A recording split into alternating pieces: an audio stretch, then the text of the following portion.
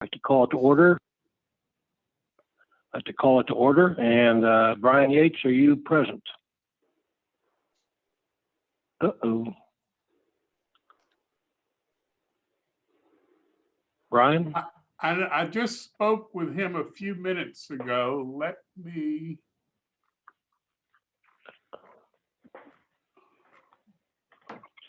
This trustee McIntosh, we all know the boat drill. Well, I agree with you, Hartley. I guess we need to call the roll. I'm not sure I remember the order, but let's go with the trustees first. Eric Hurd is absent. The Eric on, I'm Hello? sorry. The Eric on the screen is Eric Berglund. I'm filling in for Eric Hurd. Thank you. Ron Wilson, I'm here. Kyle Mays. This is Stephanie Zertuche, Med 7. I'm filling in for Kyle Mays. Thank you. Paul Martin. Present. Hartley is here. Present. Ron Cucci. Present. Jan Price. Present. Scott Custer. Here. Laura Norton. Here. And Bob Lux. Present. Okay, I think the next thing we do is ask for the Woodlands Water staff. Jim Stinson present.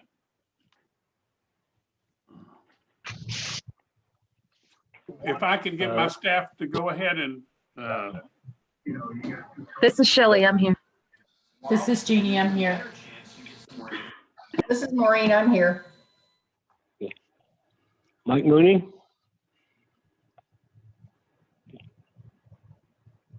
I guess Mike's not here.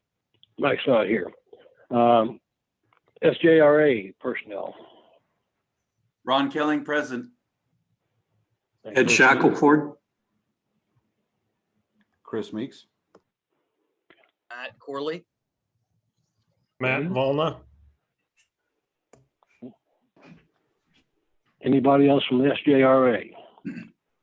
Okay, we ask for any consultants to Woodlands Water or the SJRA, they may be present. This is David Mario Munn Chapa. with Friesen Nichols. Mario Chapa with LAN. Thank you. Melissa Brian Mack with Yates LAN. Brian Yates with SPH. Doing a good job, Ron. You're welcome to take over. I'm happy to listen. I think we got all the consultants, so I think we just want the general public now. Okay. We've already covered all the board members or the trustees? Correct. Okay. All right. Do we have any other Woodlands Water consultants in the meeting that have not already been identified? Okay, if not, we will move on to members of the public. We need to identify each member of the public present in the meeting so we can accurately reflect the attendance in the minutes of the meeting. So as in prior meetings, we will just go one by one. If you would identify yourself and the mud that you are, if you live in the Woodlands in a mud and you know which mud you live in, identify which mud that you're associated with. And we'll go ahead and open it up for roll call. John Yours, Director, Mud 36. Paul Brown, Director, Mud 47. George Newman, Director, Mud 46. Mark Vonderoe, Director, Mud 46. Mark Unlin, Mud 47. Arthur Bredehoff, resident located in Mud 47. Penny Bradshaw, I'm a resident. I'm in Mud 7. Neil Gaynor, President, Mud 6.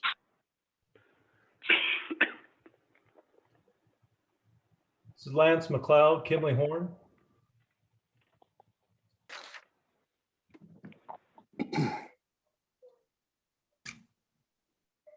Okay, do we have any other members of the public that have not already identified themselves?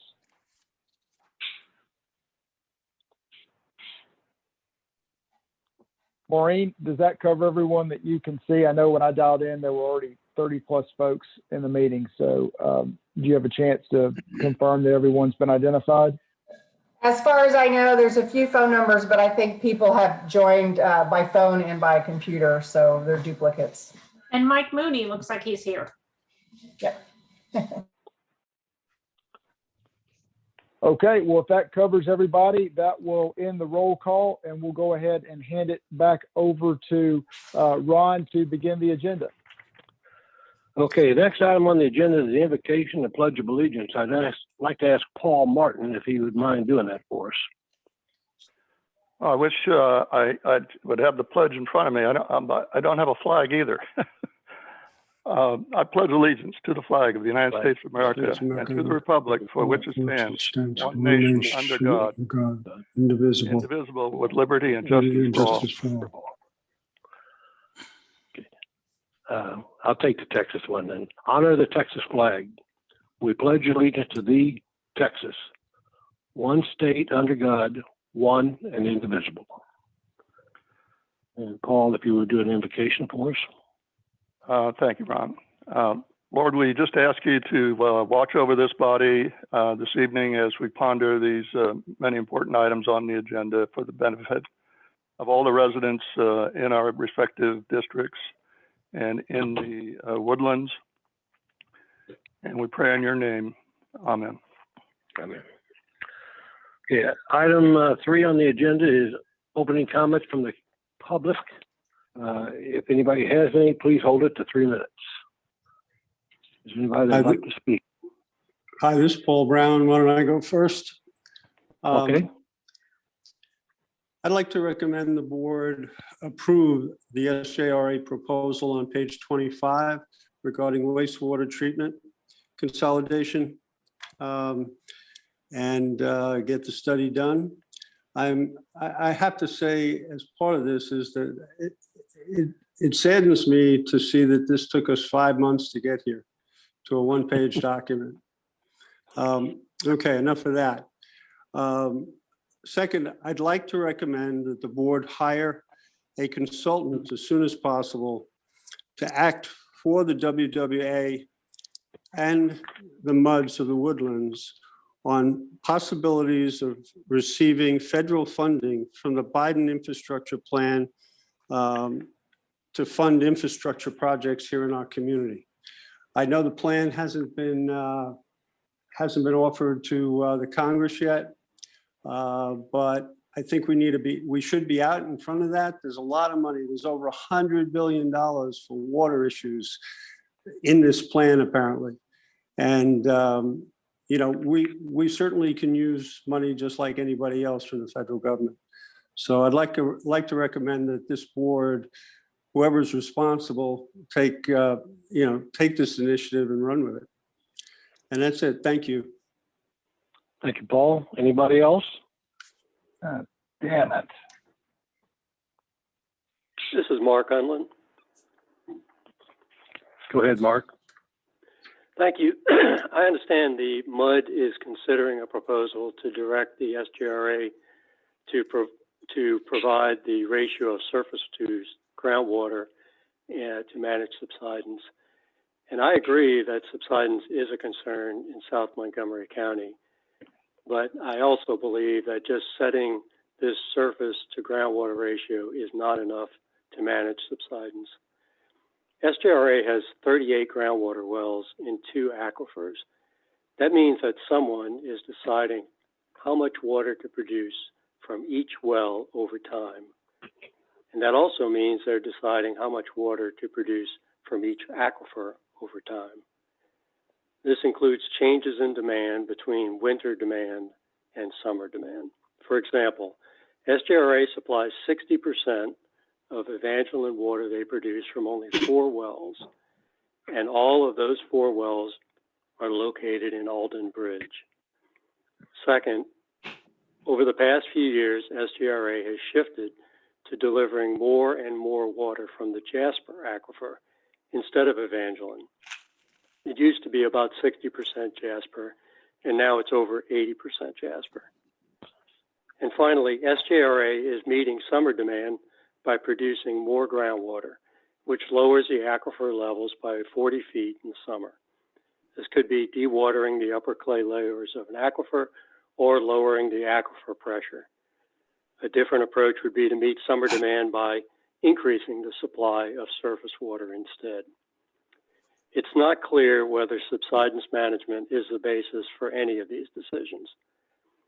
I believe we should have a more comprehensive subsidence management plan developed by knowledgeable experts to help MUD and SJRA manage the groundwater and surface sources.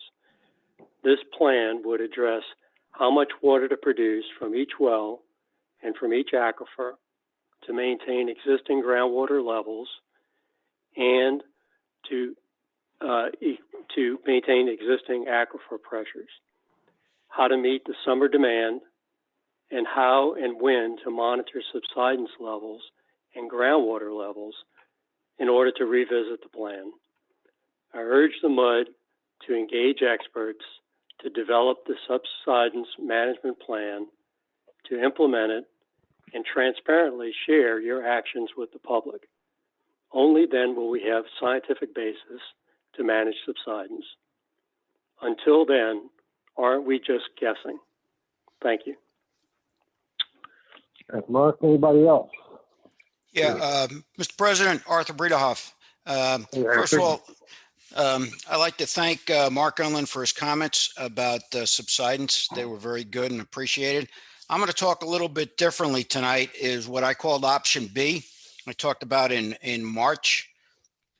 And I don't know if I see it on the agenda tonight, but I was led to believe that the board would vote tonight to on the pump mix of groundwater surface water so that SJRA could start to prepare the fiscal year 22 budget and bring that budget back to the board. I would urge the trustees to vote for the 50-50 surface water groundwater mix so that SJRA could at least prepare the budget. It's clear from the data that SJRA provided on their well survey that when we were at 65-35 surface water to groundwater and at 50-50, the aquifers started to rejuvenate and subsidence started to mitigate. That is data provided by SJRA. So if you're going to vote on the budgetary pump mix, I would encourage the trustees to lead and vote in a positive way so that SJRA could prepare the budget to bring back to you guys to vote in the summer months. Thank you. Thank you, Arthur. Anybody else? Sure. This is George Newman. I have a couple of comments. Like many of y'all, I watched the Lone Star Groundwater Conservation District meetings and GMA 14 meetings over the last week. It's concerning to me that the LSGCD board cannot envision how to develop a subsidence metric for their DFC. The comment this is a comment that really sticks in my mind, that they feel it is not a measurable metric.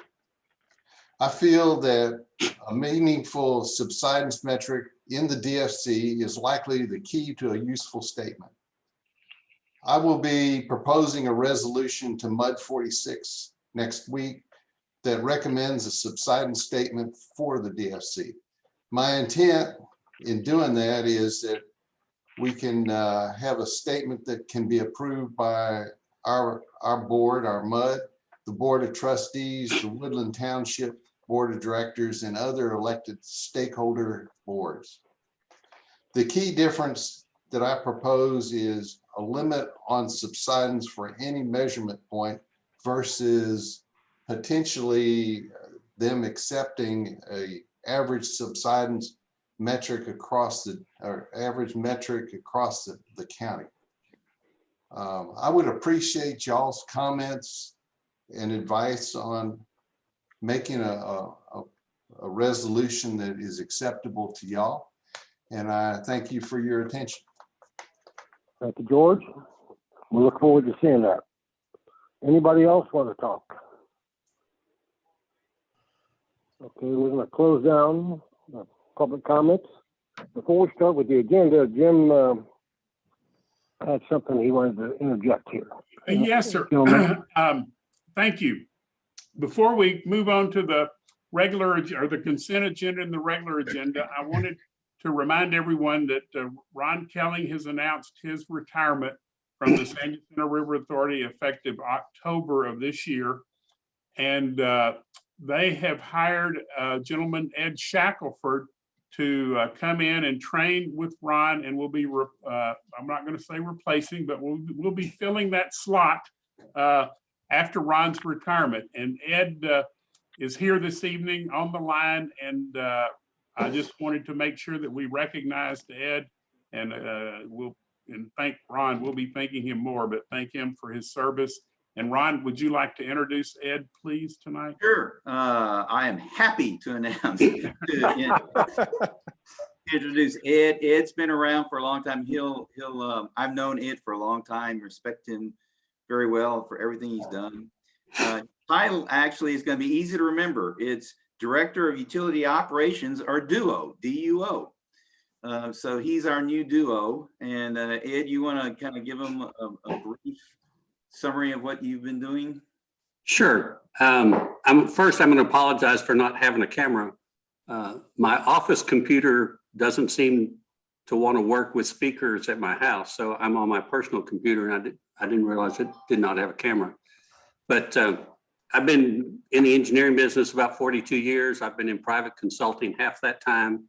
I've worked directly for Harris County government and the North Water Authority during the other 20 years, and represented municipal utility districts and municipalities in North Harris County, Galveston County, and Montgomery County. But I've known Jim Stinson for quite some time. Bob Lux and I have shared a scotch or two. He might not admit that publicly, but I'll put him on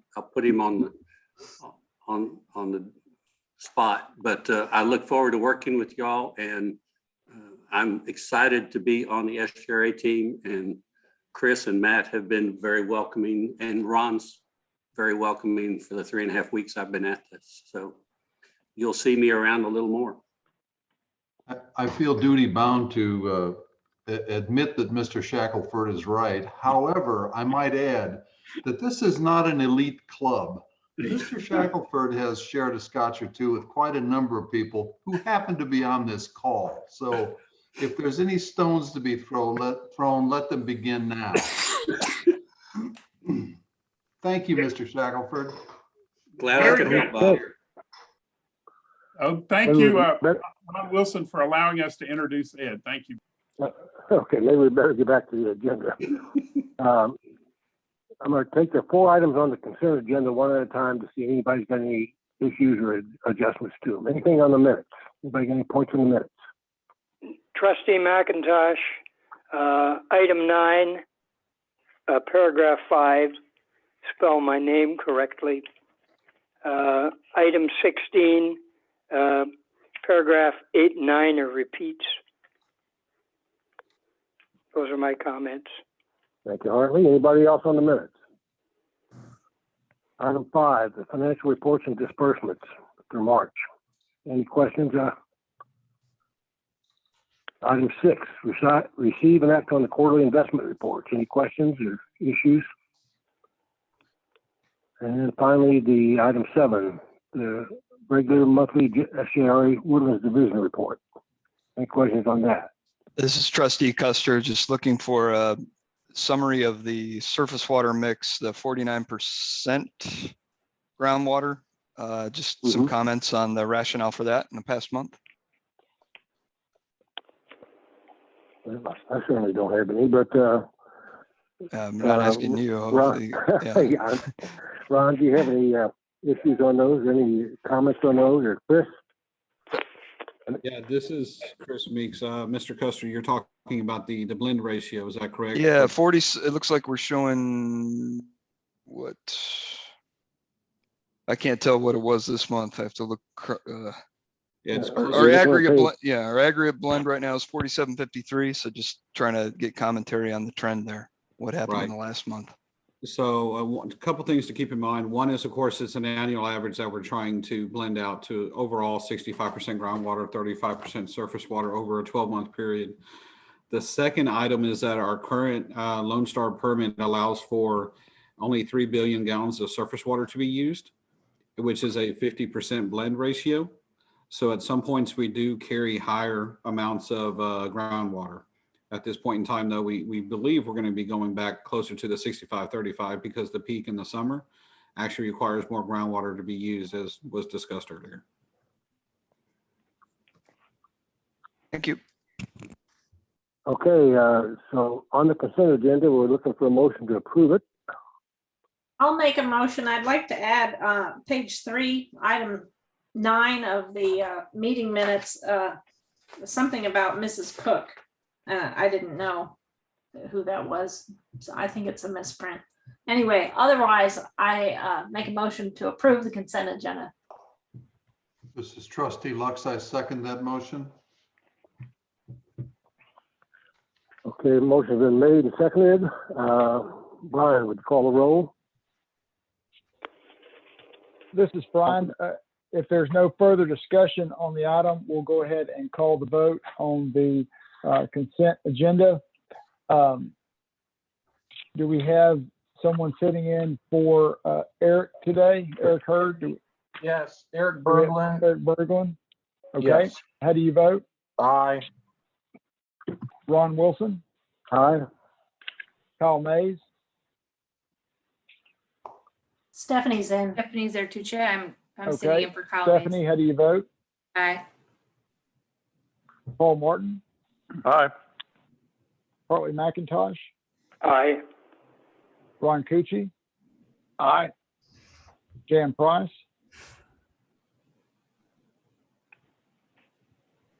Is Jan in the meeting? She was a minute ago. Aye. Okay. Scott Custer? Aye. Laura Norton? Aye. Bob Lux? Aye. Motion carries. Thank you, Brian. Move on to item 8, which is now back to the regular agenda. And this is to, well, we refer you to page 25 in the document. Let's go ahead and actually get started on authorizing SDRA to obtain and rank statements of qualifications from engineering consultants.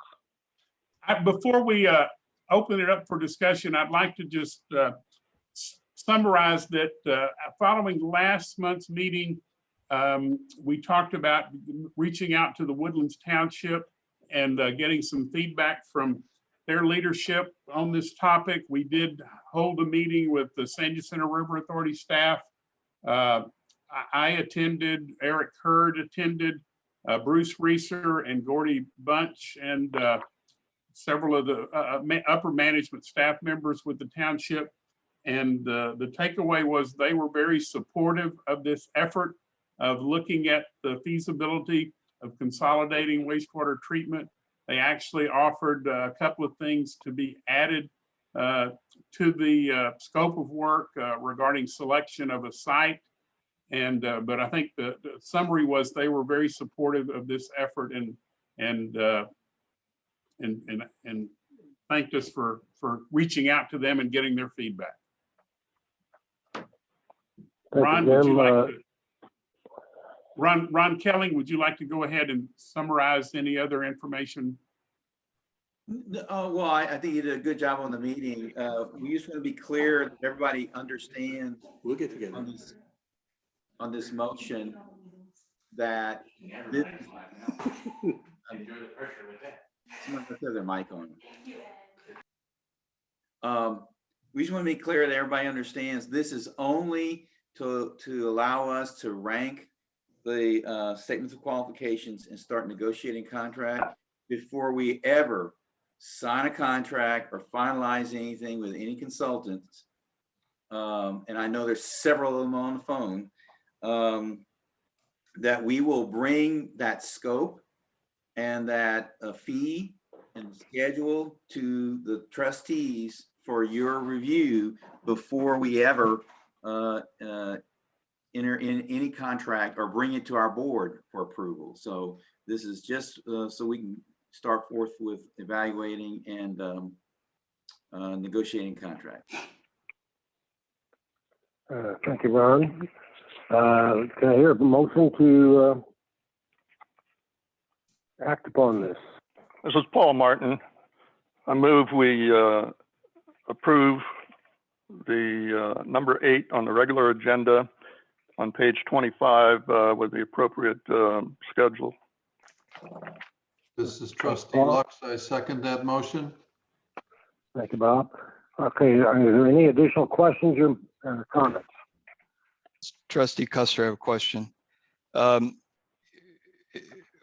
you comment on the, if there are any, or is it subsequent to picking a consultant, in terms of the direction or guidance that you would be providing?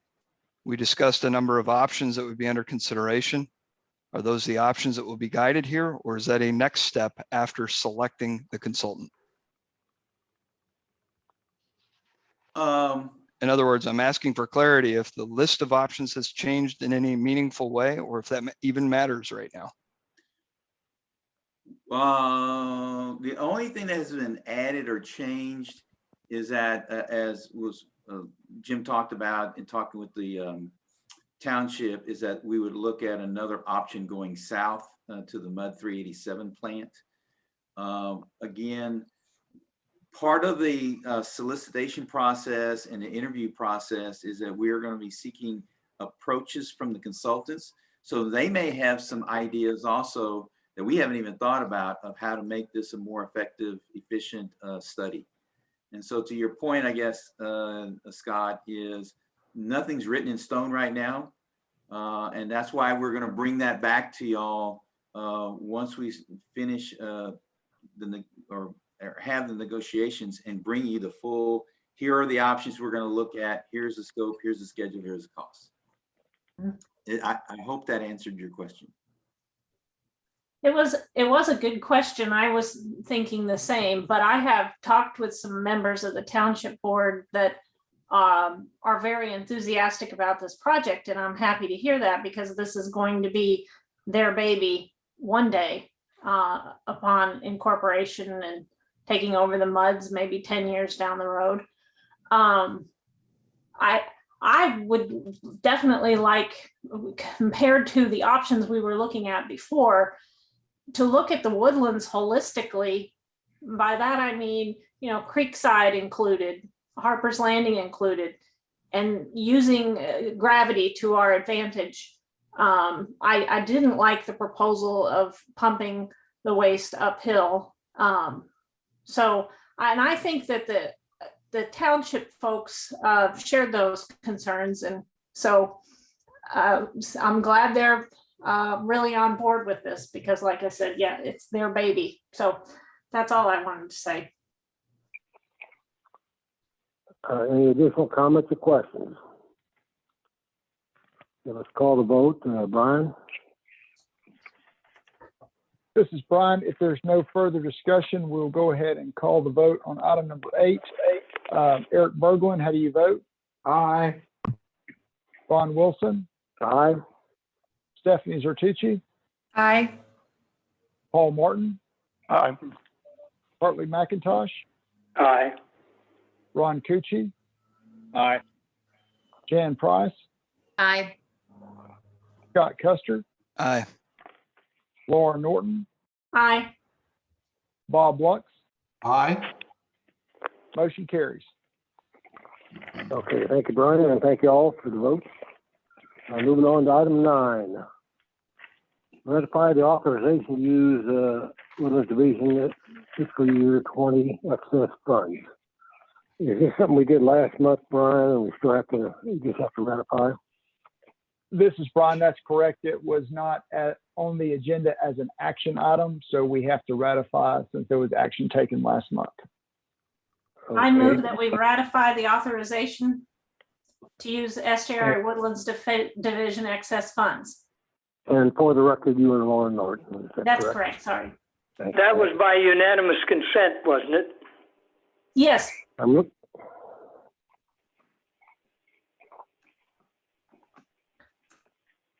I'll learn Robert's rules from Hartley one day soon. But yeah, unanimous consent. This is Trustee Martin. I'd like to just clarify this motion a little bit. Specifically, in last month's package, what we're talking about specifically is fiscal year 19.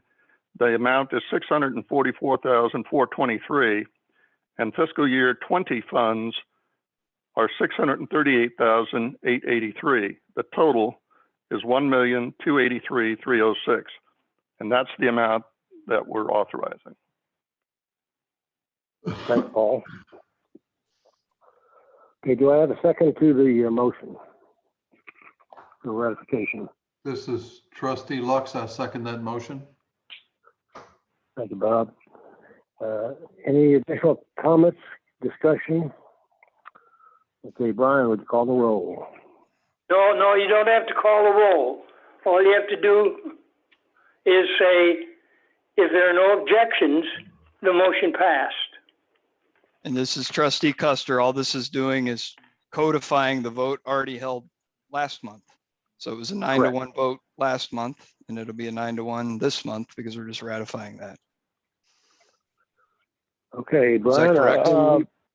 No. This is Brian. That's not correct, Scott. So if you do object to unanimous consent of ratifying the approval of that action last month, then we would need to do a roll call vote.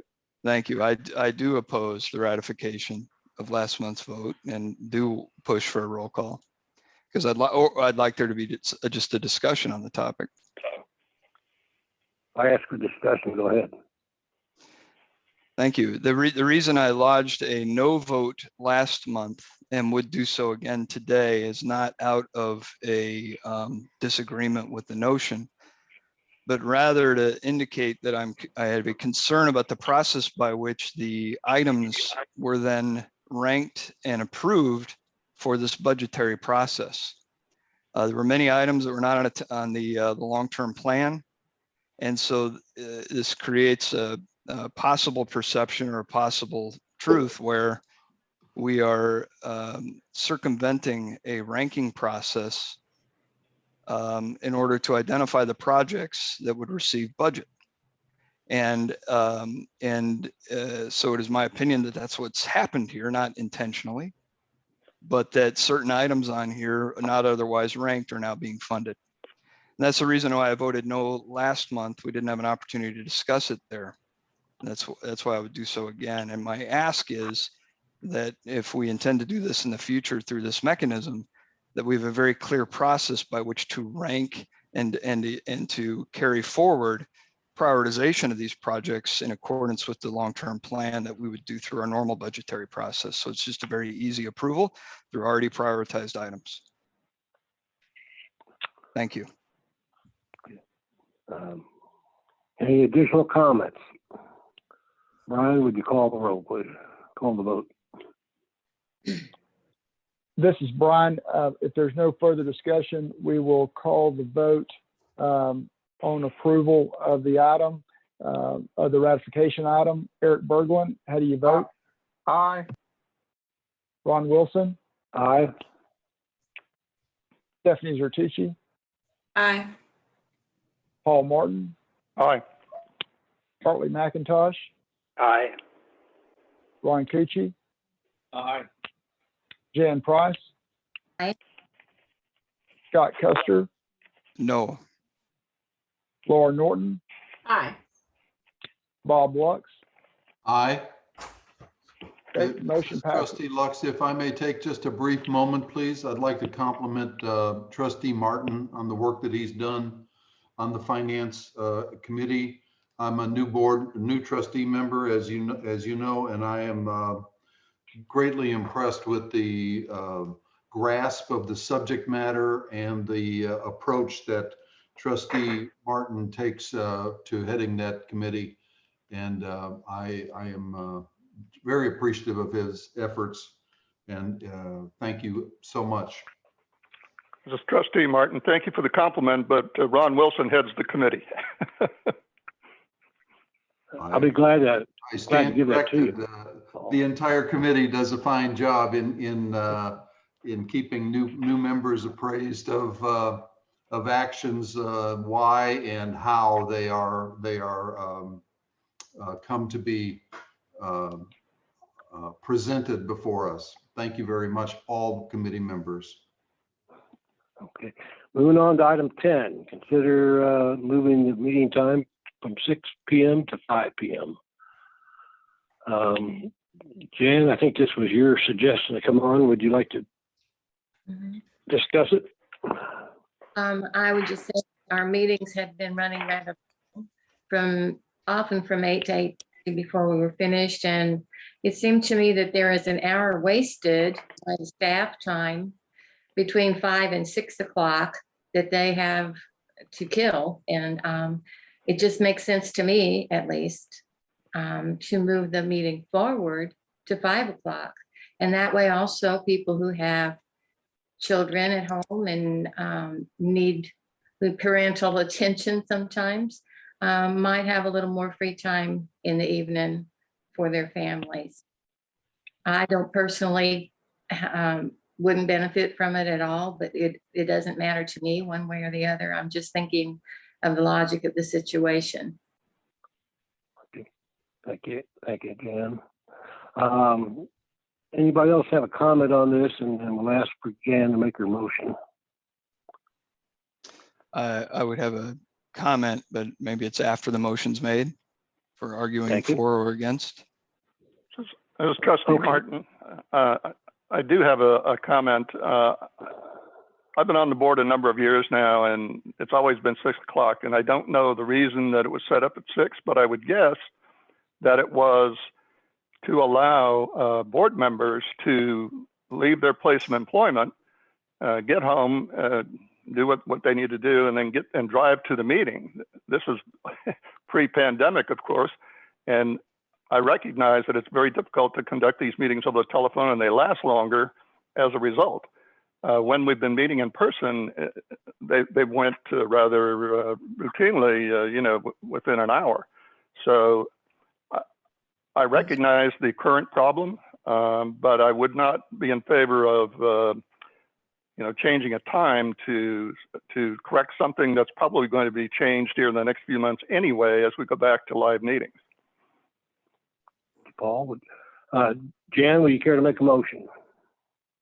Yes, I would move that we move the meeting time of Woodlands Water Board of Trustees meeting from 6 p.m. to 5 p.m.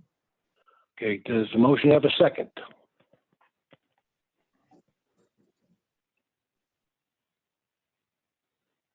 Anybody care to second the motion? This is Stephanie Zertuche. I'll second the motion. Thank you. Now we'll ask for comment. I believe Custer had a comment. Yes, thank you. I would make 4 comments here. The first, and thank you, Trustee Martin, I'm in line with your commentary. I have 2 concerns with 5 p.m. Number 1 would be from a trustee participation point of view. To be present by 5 p.m., even in a virtual environment, requires a working person to leave early. There's a dual. We have to do that twice, right? Do that for a MUD meeting and now the trustee.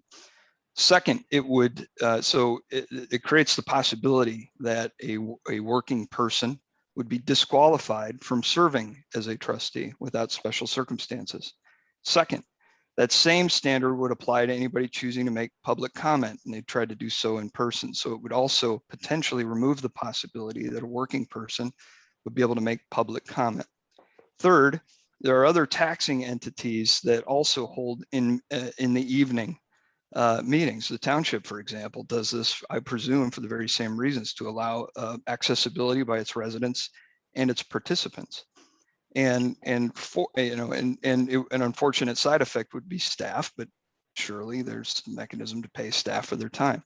And last, I would suggest, and this is the riskiest comment I would make here, but if you're taking it, you're receiving a stipend and a significant one, relatively speaking. And so therefore, I think there's an expectation that you would be willing to serve into the evening if necessary for a particular meeting. So I'll stop my comments there. Thank you.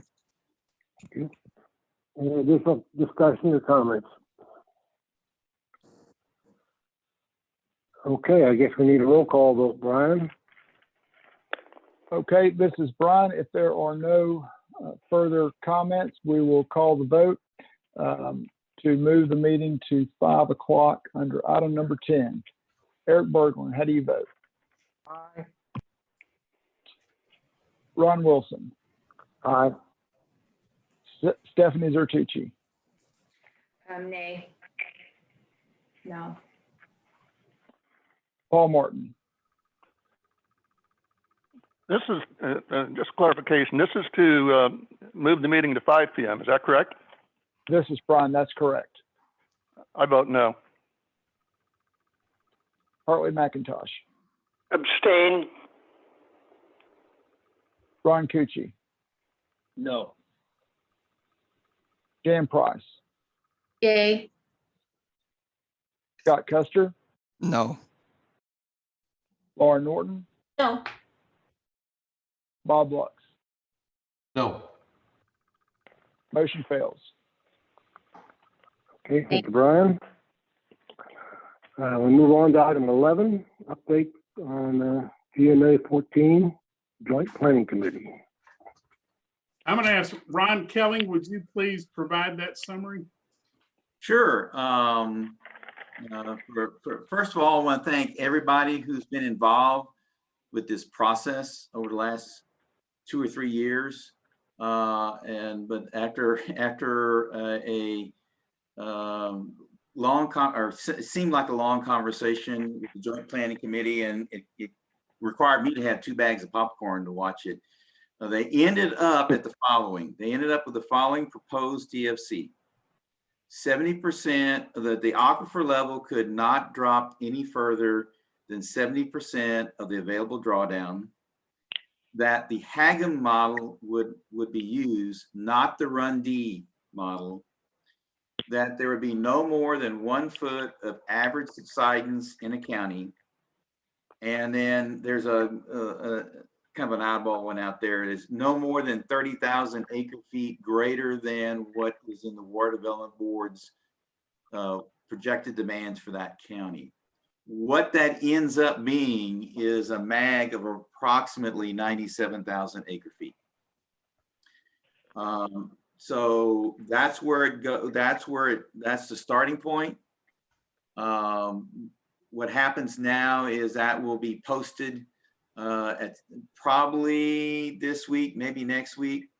Then there will be each one of the groundwater conservation districts, including Lone Star, will have to post it. There will be a 90-day comment period, and then there will be a public hearing. I cannot overstress how important it's going to be to have a lot of thorough comments coming into Lone Star, both written comments during the public comment period and during the public hearing on however you would like to see that either stay that way or go to one of the other DFCs that they considered. And then they will, and the Lone Star Board will consider all those comments, and each groundwater conservation district will receive and consider the comments they receive at their respective public hearings and comment period. And they will all come back together on October the 6th, and they will discuss to see if that proposed DFC stays as is, it changes, and then they will have a vote. I'm not convinced that will happen on the 6th. My guess is they're going to have to have a couple of meetings, but by January the 5th of 2022, they will have to vote on the final DFC. So I'd be happy to answer any questions. Okay, I have questions. Does this mean that there won't be another GMA 14 meeting until October 6th? We're on break? Yes, that's correct. And they said unless they find a reason to have one, they are not planning on having GMA 14 meeting until October 6th. Okay. So you mentioned what motion they finally passed. Did I hear there is no subsidence metric in there? No, there is. It's there is no more than 1 foot of average subsidence in a county. Okay, but I understood the subsidence metric when people use those words to mean they were going to also include making sure that all the GCDs monitored subsidence. Well, that's not part of the DFC. To the next step after the DFC will come up with a management plan. Their management plan will have to describe how they're going to monitor all of those items, the drawdown and the subsidence. Okay, so that'll be in our case, Lone Star will have to say, well, this is how we are going to stay at a 1 foot average. Correct. Okay, all right. Another concern I have about it is I've noticed that that there's a thing called Trata, and I saw that Lone Star is hiring a PR firm, and this thing called Trata is owned by Southwest Water Company, and so basically they're a PR firm. They have a website, and they're trying to drum up interest. And these both Lone Star and Trata are not working in the best interest of Woodlands residents. And I was wondering, maybe for next month's agenda or something, what can we do? I'm thinking about what I can do, but what can Woodlands Water do to increase the number of public open comment that advocates for what's good for Woodlands residents? I don't know the answer, but I'd like to get some thoughts of everybody here. Can I elaborate just a little bit on Trata? That is the Texas River Authority Transparency Alliance. Okay. And it's from what our understanding is, it's really like a PAC. And you're correct, Southwest Water's involved, and there are others in the county that are involved. And they were successful in using a social media page where people also had, if you go to the Trata homepage, you have a form where you fill out and go, I'm for this or I'm for that, and send it to these people. And they were successful in sending out a lot of emails, and we have followed through with some of those. And some of the people who sent comments in did not know all of the facts. They were just following the lead of someone who told them to send the email in. Right. So, Well, I'd like to see, I know before COVID happened, I know Jim was going to go to the Chamber of Commerce. There was going to be a panel discussion of water issues, and it was really about all the issues we're talking about right now. Remember that? But we couldn't because what was it, March 13th, the whole world ended kind of thing. And we were more working to fight against this Lone Star Board's successful slate, their election, and all the bad things it caused for us. So we kind of had to drop that, and I'm just thinking, what can we do to get that kind of thing going again? We're still sort of in a pandemic, but if anybody thinks of anything, give me a call. Yes, ma'am. Anything else on your report, Ron? No, sir, that's all. Thank you. Item 12, the attorney's report. This is Brian. Thank you, Ron. Under the attorney's report, the legislative session has really heated up into overdrive.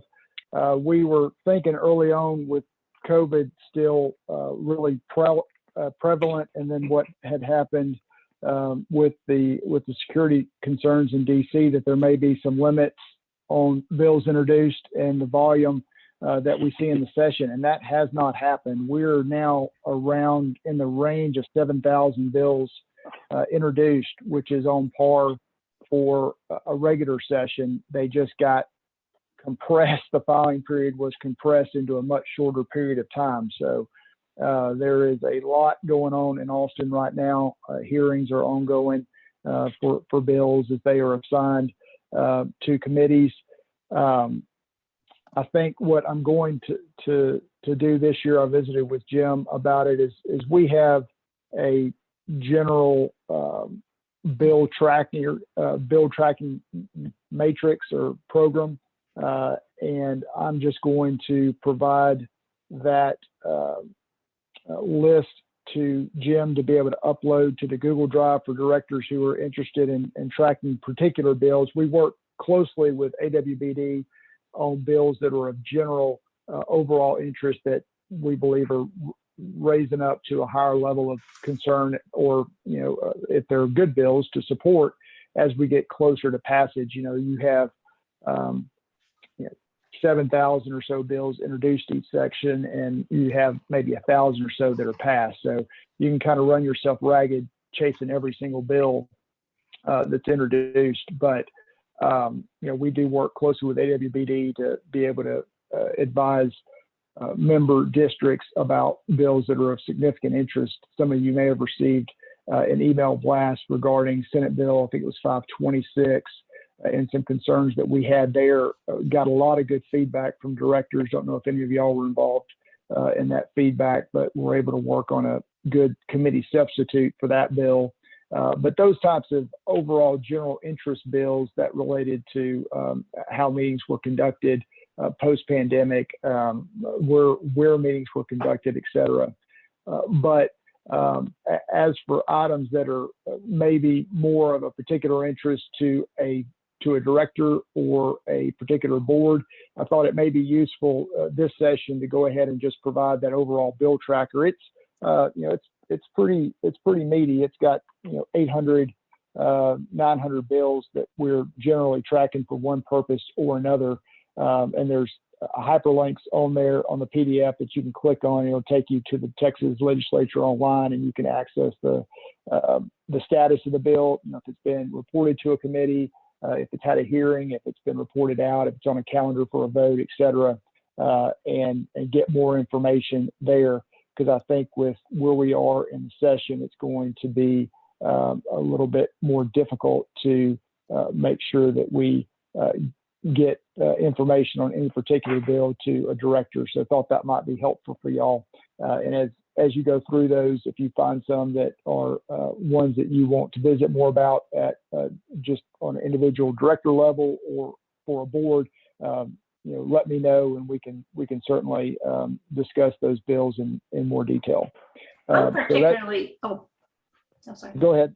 Well, I was particularly interested in House Bill 4576. It's in our meeting packets on page 31. That's the one where SJRA would need to receive approval by voters before they can issue revenue bonds.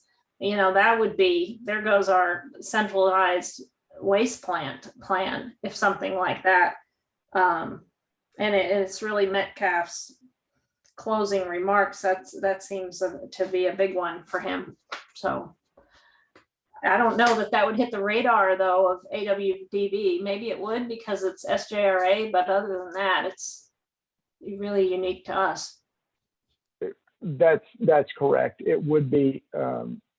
It would just be unique for districts that felt that it was appropriate to weigh into how that's done, as opposed to, because I think there's a number of different interested parties. If Mud 47 or if Woodlands Water wants to take a position on that, we can certainly discuss that at a future meeting if y'all would like. Of course, time is always of the essence in the legislative session, but we could put that on a. Thank you, Brian. That'd be great. You want to put that on? Yeah, Mud 47. Okay. I'd get involved and comment. You know how I am. Okay.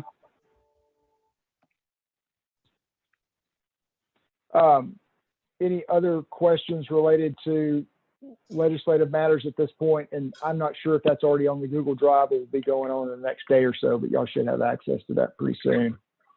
Brian, this is Trustee Lux. I'd like to request that MUD 60 also be included with the discussion format concerning House Bill 4576, similar to that for MUD 67, I think 47. Okay. Thank you.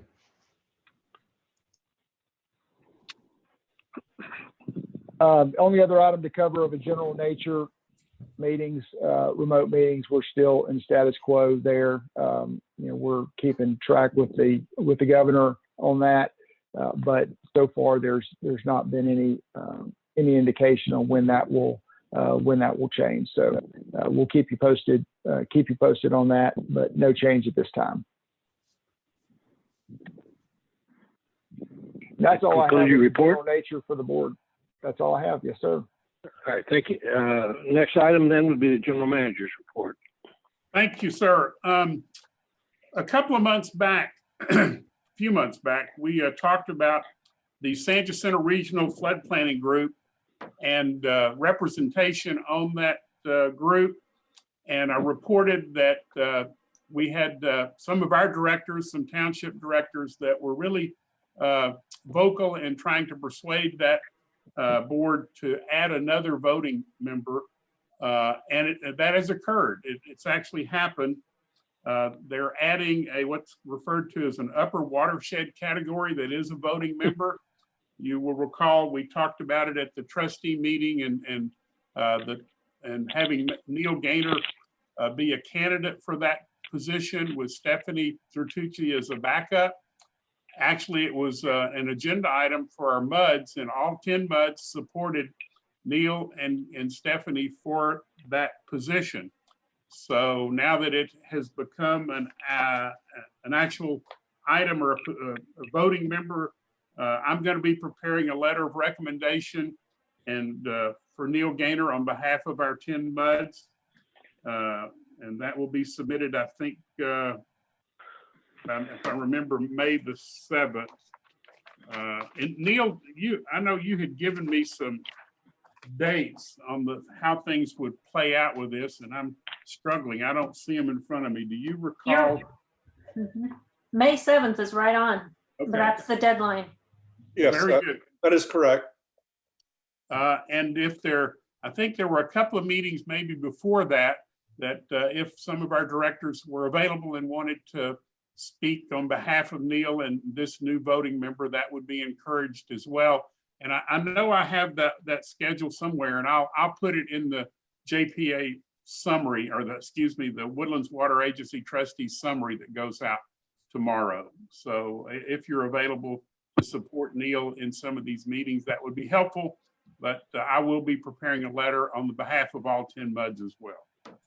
Neil, any other comments on that topic? No, I really appreciate the support I've received thus far. One of the purposes of my coining the phrase upper watershed was to move away from any political connotation and start to focus much more on the processes that are taking place in the watershed and how water moves from rain falling on the ground to overland flow into streams and rivers and so forth. And so we got to solve some of these issues in the upper watershed so that we don't inundate our neighbors, particularly around the Lake Houston area, as we've seen in the past. Because all but two of the key tributaries that go to Lake Houston flow through our county. And it's something we got to get a handle on, in my opinion. So that's all I got to say. Very good. Thank you, Neil. Other thing I wanted to report is our ongoing discussions and issues with PACUS, the underground fiber contractor in the Woodlands. We reported last month that we were approaching a 100 damages or instances of damage to our water and wastewater system. We had a follow-up meeting on March the 23rd. Excuse me. We had a follow-up meeting on March the 24th. On March the 23rd, I actually attended a meeting that was hosted by Commissioner Nowak. Then on the 24th, we met with TACUS's CEO and Chief Financial Officer and some others with our staff and legal counsel. We came away from that meeting agreeing to look at modifying some construction methods, streamlining and modifying the notification procedure for locates, and damages, recovery of damages for the water and wastewater systems to the MUDs. We are still having productive discussions. We will be having another meeting in the next week or so. But at this point, I would say that the number of instances have greatly reduced in damages. The discussions are still productive, but we haven't completely resolved all of our issues, but it's ongoing. I also wanted to report that the San Jacinto River Authority's Lake Conroe Division, who oversees the dam maintenance and dam repair and dam activities at the Bear Branch Reservoir here in the Woodlands, the inspector for that facility recently discovered some voids under the concrete slope paving. They are doing some studies to try to determine the extent of these voids and what may need to be done in the near future to stabilize that structure. Mike Mooney, do you have anything that you want to add on that topic? I know you have met with them along with me, and yeah, this is Mike Mooney. They have already engaged a contractor to assess the extent of the voids by doing some ground penetrating radar. Some of the data is inconclusive or needs further evaluation before they can put together a budget. There's only 5 of our participate in the Bear Branch Reservoir budget. MUDs 7, 46, 47, 60, and 67, with the lion's share being MUD 47. They're over 50% of the participation. What they want to do is engage another ground penetrating radar laboratory to further evaluate some of the voids, because the voids range from 1 inch to 3 feet. They just want to fine tune that before they put together a budget to present this year for our budget year in October.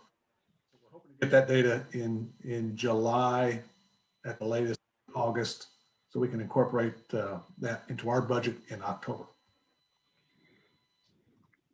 thank you, Mike. And I have been reporting that we have had 2 neighborhoods that had concerns regarding the antennas that were constructed to relay the signal from our water meter upgrade, the AMI water meter upgrade, back to our main computer system.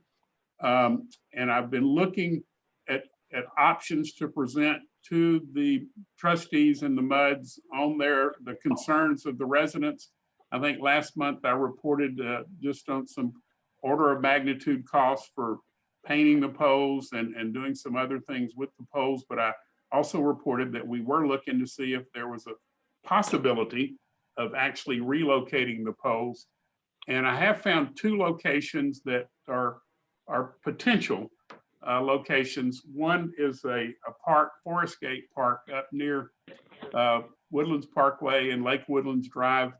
And the other is a Sawmill Park, which is near Grogan's Mill Drive and South Mill Bend, in that area that we think could work, but I don't have the full analysis done to present to the directors or the trustees tonight.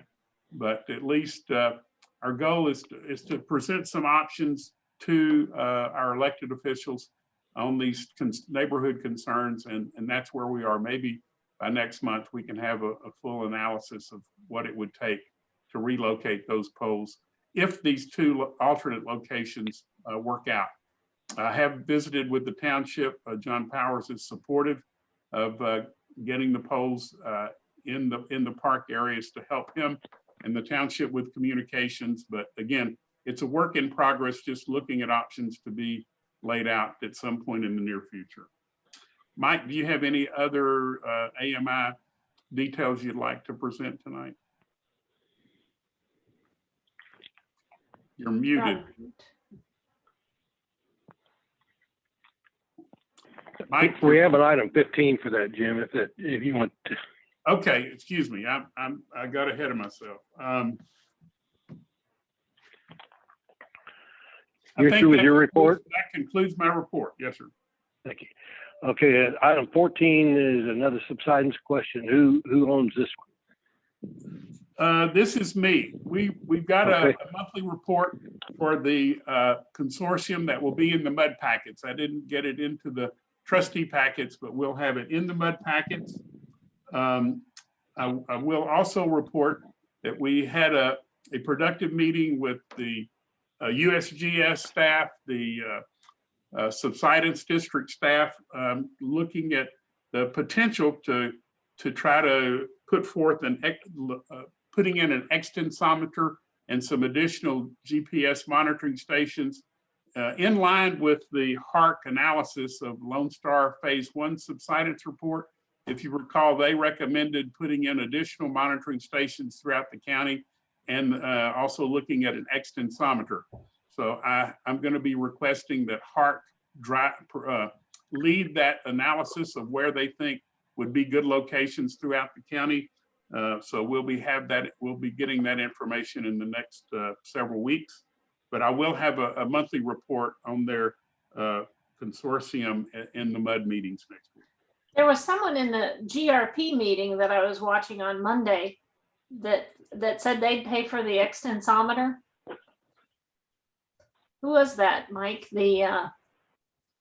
Was that Mike Stoecker or Stecker? He wanted to use a bond fund to buy. Mike Stecker suggested that, and also Jackie Chance did suggest that. Okay.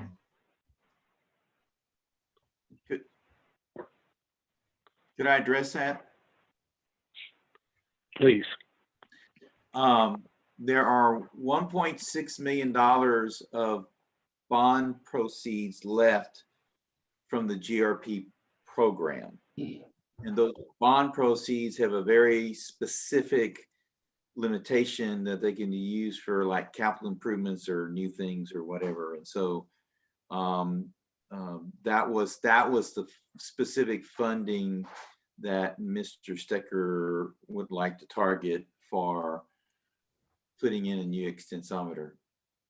But I believe there may be other discussions that may occur regarding. So. Thank you, Ron. Okay, time for Mike on the AMI. Item 15, please. Okay, this is Mike again. As I briefly said, we're working in MUD 60 now. We're about 2/3 done with that district. We've completed installations in MUD 1, MUD 7, MUD 39, and about 99% complete in MUD 67. There's a couple of troublesome meters that are going to have to be hand dug, and there's roots, and there's other those. Amoresco, our contractor, has been, there's been field problems that they've been handling those satisfactorily. They're very prompt, address them the day they happen. Really on top of it. We're about a week and a half behind schedule just because of the freeze. We anticipate getting back on schedule by the end of this month, 1st of May, which is when we also anticipate completing MUD 60. And then moving on into MUD 47. Questions if you have. Do you run into problems with Tachus being out in your area when you're doing that as well? You know, Laura, that's a good point. We have been kind of tripping over each other. We've both been in the same places within just days of each other. It has been a bit of a challenge on who broke what. If anything got broke, who broke it? Tachys, just for the last 2 weeks, I don't want to jinx us, but has been very good. They haven't broken a bunch of lines. Amoresco, if it's questionable, they'll fix it regardless, whether they think they broke it or not. And then there's some that just break that we fix. So it has been a challenge, but knock on wood, it's been smooth for the last 2 weeks. Good job. This is Trustee Lux. Mike, could you please tell us about the May 8th Woodlands Township Environmental Services Department Smarter About Sustainability Smart Meter Seminar at 9 o'clock in the morning? Who's hosting this?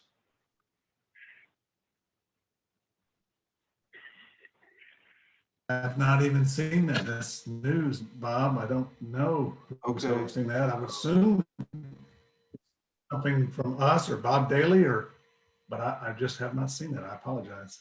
Well, I was kind of surprised that there wasn't some identification of people from Woodlands Water being participants in it, but it was in one of the township newsletters.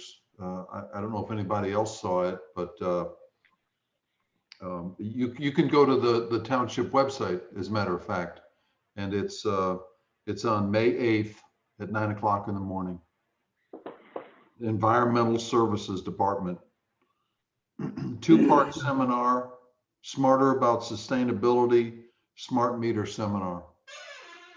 Well, that's news. I don't know if Shelley is or Maureen or Jim have heard of that, but I have not heard of that.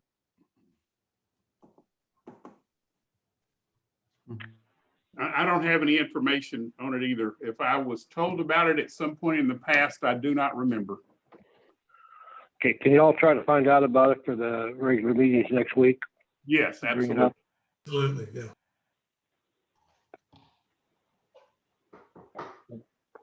Thank you. Anything else on the AMI, Michael? No, sir, Ron, that's it. Okay. Move on to item 16. Update on this application for additional funding in engineering.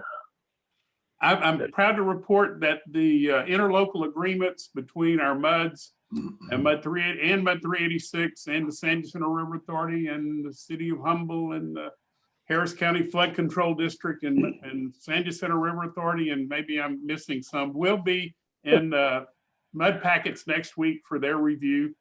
I did get word today that the Harris County Commissioners Court may require a few non-substantive tweaks to the agreement, but I think in visiting with Brian Yates, we would like to get those on our MUD agendas and get them approved, and just I guess grant Brian or I the authority to make little tweaks that aren't meaningful to the intent of the agreement to get those pushed through. We got a whole lot of parties involved in this, and we'd like to get it moving. So we'll have that on the MUD agendas next week.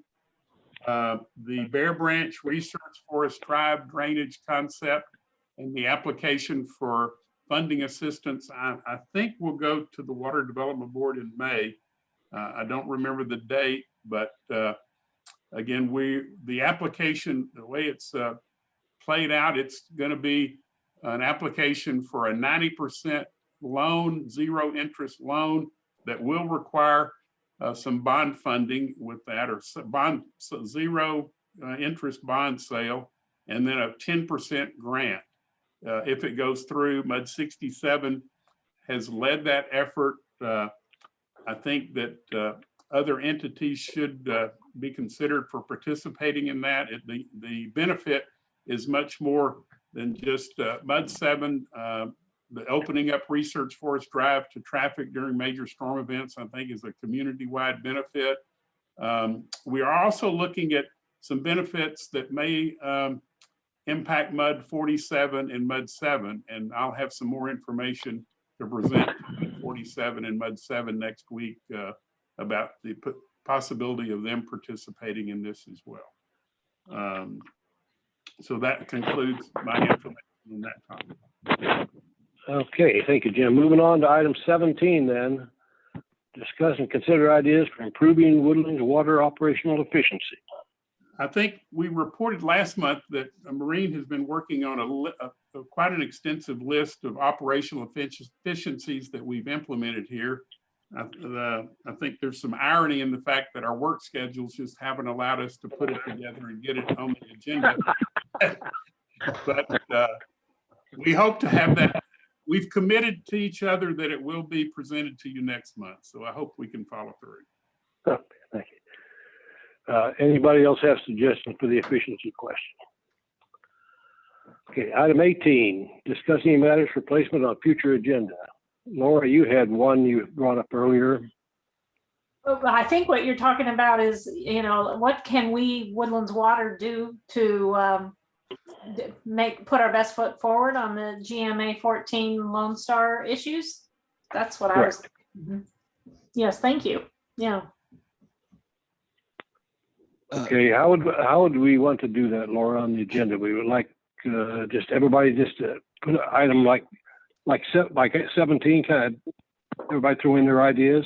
Yeah, if you want to send me ideas, or Jim, right?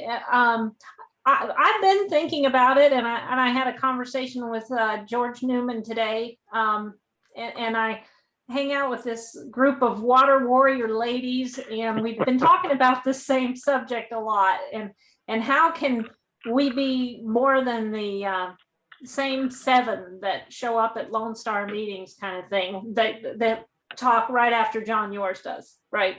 And we've definitely got to get a lot of Woodlands residents there. I look back at the high tension power lines. That's the kind of vision I have for how fired up we can go around or underground. So that's what I'm looking for. I don't know how to get there, and whatever ideas you guys might have, I'd love to hear it. So thanks.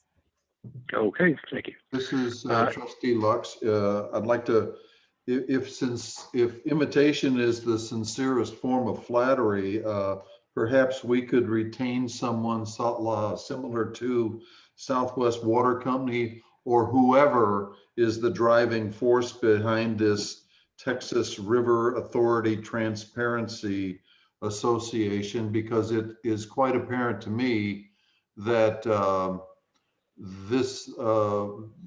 the opposition is coming loaded for bear, and we cannot be negligent. We have to be proactive and fight fire with fire. I don't know what else to say, but we certainly, if we just sit back and kind of shrug our shoulders, we're going to end up on the short end of this decision. Very good. Okay. Do you have a specific suggestion as to what we could or should do, or how this? I'm at a loss, aside from trying to imitate what seems to have been put in place by the opposing points of view. I don't even know what Southwest Water Company is, or what their affiliation is with this TRATA, which I also had never heard of until this meeting. So I would just think that using the collective knowledge that that is present within SJRA, WWA, and all the resources that we can muster, that maybe we can find a PR firm or something similar that can, as I said, fight fire with fire. Okay. Jim, is there a way that in your mind that you can meet with Brian and SJRA and maybe come up with a plan or a suggestion for a plan? To meet with our group and see what we can offer at the next trustee meeting. Okay, and then maybe call on any of the directors who might have opinions. Yes, happy to do it. Okay, thank you. Okay, I have a suggestion for a future agenda. Mark Unlin report earlier today brought the suggestion of having a consultant for federal funding, I believe it was. No. Oh, that was Paul Brown's. Paul, that was Paul, yeah. Going back to my notes here. For federal funding for all this money we're going to be spending. And I'd like to ask Jim to also get together with SJRA and Brian and report back as to what he could possibly see to do here. Yes, will do. I did notice the Association of Water Board Directors is having a breakfast Zoom meeting Friday of this week. And one of their agenda items is the federal infrastructure plan, or whatever it's called. So maybe they're going to have some ideas about how the MUDs can get some of that money. So we'll be happy to have that as an agenda item next month. Thank you very much. Anybody else have an agenda item? Yes, Trustee Custer, relating to the conversation around the 50-50 mix proposal, which I understand we'd be discussing as a group at some point. I'd like to request that, Ron, I don't know if it's SJRA or who it is, but we need some scientific advice on how we would anticipate or model subsidence in the woodlands from a localized point of view. Because if we're under the operating environment that the rest of the county may not be in compliance based on DFC changes or current Lone Star status, I'd like to understand how we would look at the impact of mix on subsidence in the boundaries of the woodlands. And that's a tough problem, but it's along the lines of one of the comments, I think it was Mr. Unlin at the beginning, which we just need a way to model that. Mm-hmm. Or know that there isn't a way to model it, one or the other. Sure. And just, I'd like to add, I did forget to discuss under my GM report, I have added that the audit committee will be meeting with the San Jacinto River Authority staff and Woodlands Water staff on, I think, May the 3rd to review the wholesale rates in the woodlands, the GRP rates, the 50-50 blend. We've got a large agenda item. We'll be looking at funding for our 10-year plan.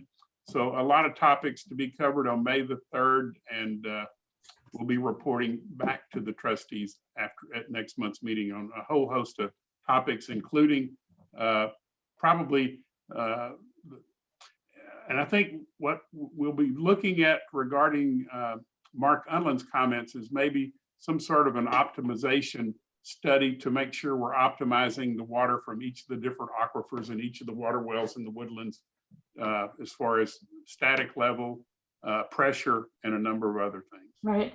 But in that whole thing, we've got to stay on Lone Star because we can manage it a little within the woodlands. Lucky me, I think I live in the heart of the woodlands, but all those folks that live on the edge of the woodlands, we've got to make sure that, we fight for their interests and, also fight subsidence just on our borders. So thanks. Okay, do we have any additional items to bring forward? Does anybody have any real objection to adjourning the meeting? That's unanimous consent, right, Hartley? Jan, I point out this one only took an hour and a half. Well done, Ron. We're getting better somehow. Thank you very much. Thank you, Ron. Thank you, Ron. Bye, everyone. Bye, everyone. Bye. Thank you.